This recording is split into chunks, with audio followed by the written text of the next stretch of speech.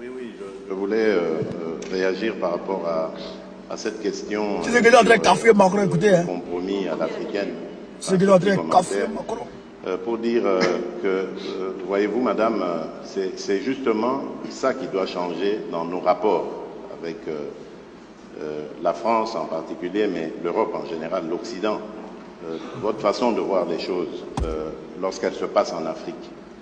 Quand il y a des irrégularités aux élections américaines, on ne parle pas de compromis à l'américaine.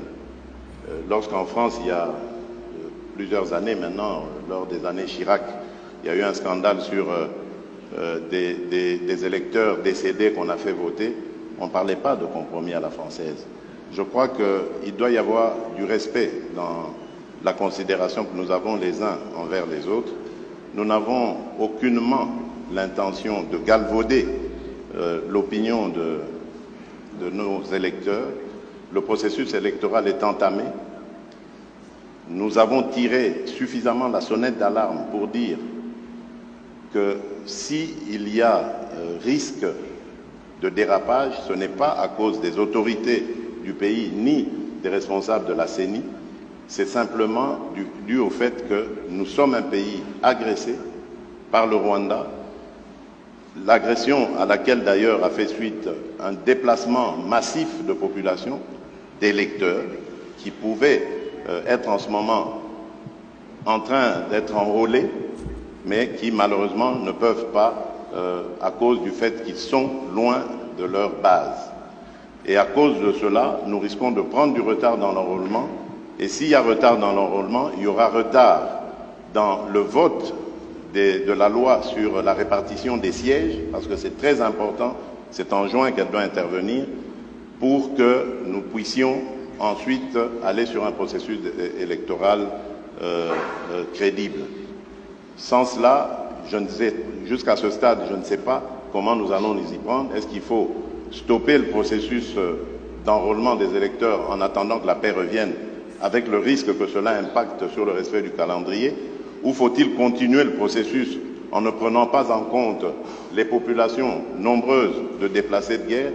C'est ça qui peut poser problème. Et si demain, nous allons aux élections dans des conditions difficiles, vous parlerez de compromis à l'africaine, alors qu'aujourd'hui, ces mêmes Africains sont en train d'attirer votre attention sur cette ignoble et injuste agression due au fait du Rwanda, et demandons même des sanctions.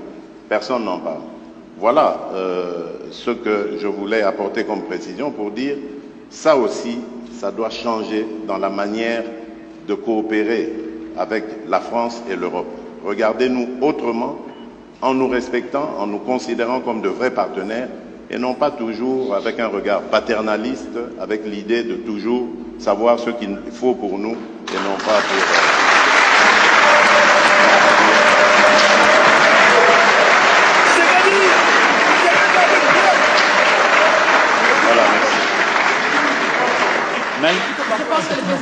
Oui, malgré les vivas, si le président Tshisekedi m'y autorise, je voudrais apporter un commentaire au commentaire. Je m'explique. D'abord, je pense que c'est très bien parce qu'on lève beaucoup de malentendus à travers ce jeu de ping-pong. D'abord, je veux que vous sachiez que quand il y a des problèmes électoraux aux États-Unis d'Amérique ou en France, la presse française en parle. Elle les dénonce, elle l'explique, elle s'en saisit, et elle en parle de manière aussi intraitable qu'elle le fait quand elle parle de vous. Donc il n'y a pas de double standard. Ce qui serait inquiétant, c'est si la presse française n'en parlait pas pour vous, mais elle en parle aussi pour nous. Mais pas de compromis. Non, mais elle parle de tout, elle parle de malversation quand il y en a. Elle parle beaucoup plus, elle va beaucoup plus loin, il n'y a pas de sujet. Elle essaie de dire la vérité, c'est le travail d'une presse indépendante. Et donc, il ne faut pas être choqué que la presse, quand elle a écho, quand elle entend des oppositions qui disent qu'il y a des problèmes, vous pose la question.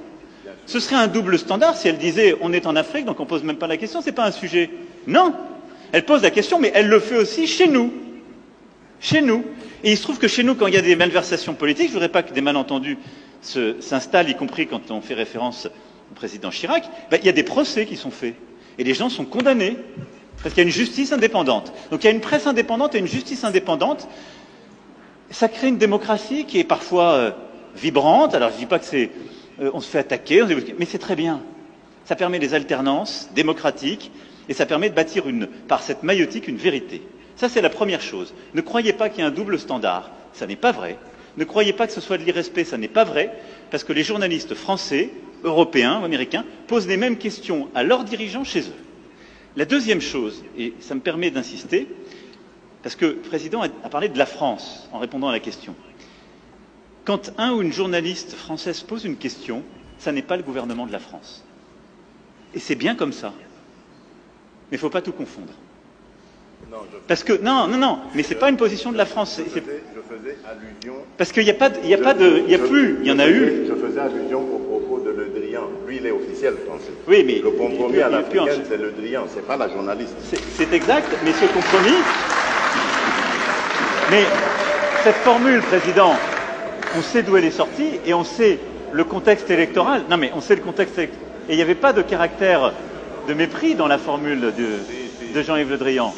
À Nairobi, d'ailleurs, grâce à toi, on a pu s'expliquer avec vous. Et la France a beaucoup œuvré, vous savez au combien, pour qu'il y ait alors une alternance, qui n'aurait pas été à ce moment-là un mécanisme spontané. Je ferme cette parenthèse, mais je voulais faire cette précision. Pardon. Merci, très bel échange. Qui c'est que dit? Il est un garçon. Il devient un garçon. Tiens, un garçon.